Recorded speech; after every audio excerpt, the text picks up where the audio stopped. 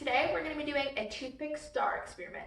The supplies you'll need is a plate, some toothpicks, and a dropper with some water in it. So first what you're going to do is you'll need 5 toothpicks. So let's get out 5 here. There we go. And what you're going to do, take them and bend them like this. Make sure they don't break apart though.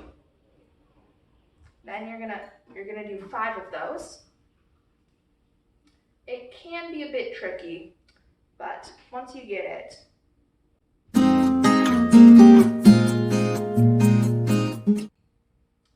next you're gonna arrange them on a plate in a specific way. I'll show you that now. This is how you want them arranged on the plate. Next, you're gonna take your dropper with water and put a drop of water in the middle.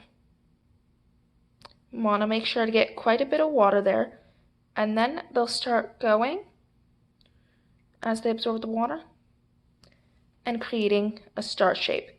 You may need to get some more water, which I'll need to get some more right now, but as you can see, it's already starting to form the star shape. I'm going to get some water and be right back. Okay, I got some more water, and as you can see, it was already expanding more as I did that. So just put in some more water in the middle there. And as the toothpicks absorb the water, it should expand even more.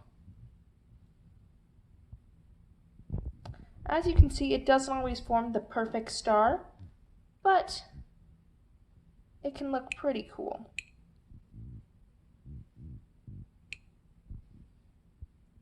And you can always help it out a bit if needed. This can also, depending on how you bend the toothpicks, depends how your star will look. Thank you so much for watching, and don't forget to try this experiment at home with parents' help and permission. Don't forget to like, subscribe, and hit the notification bell to show your support, and so you can watch more fun videos like this one. Thank you so much. Bye!